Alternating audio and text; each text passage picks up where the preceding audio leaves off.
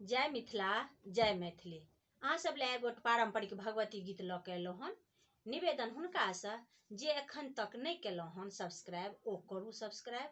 गीत नीक लागे तऽ लाइक कमेंट सेहो करी। और सुनै छी।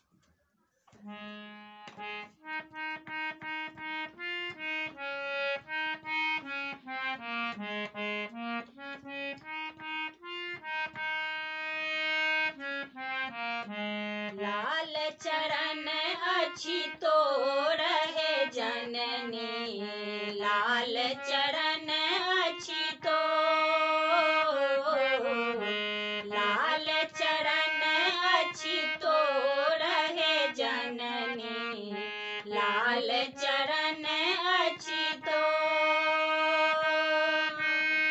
लाले पहिरन लाले ओढ़न, लाले पहिरन लाले ओढ़न, लाले दूनु ठोर हे जननी, लाले दूनु ठोर हे जननी, लाल चरण अछि तोर, लाल चरण अछि तोर हे जननी, लाल चरण अछि तोर।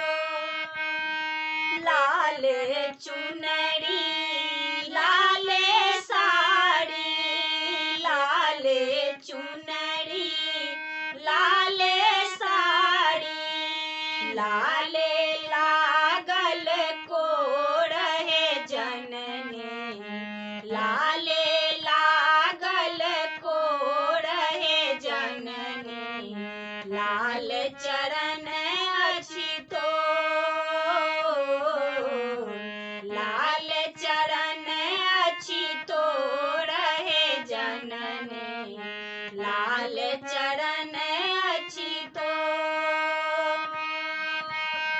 लाले बिंदी लाले चूड़ी, लाले बिंदी लाले चूड़ी, लाले सिर पर मोर हे जननी, लाले सिर पर मोर हे जननी, लाल चरण अछि तोर, लाल चरण अछि तोर हे जननी, लाल चरण अछि तोर।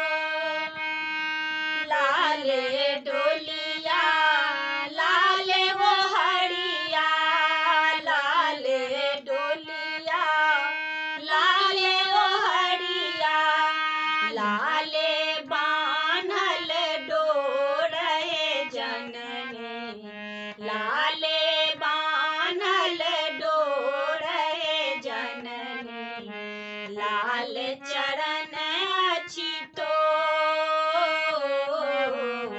लाल चरण अछि तोर हे जननी, लाल चरण अछि तोर। लाल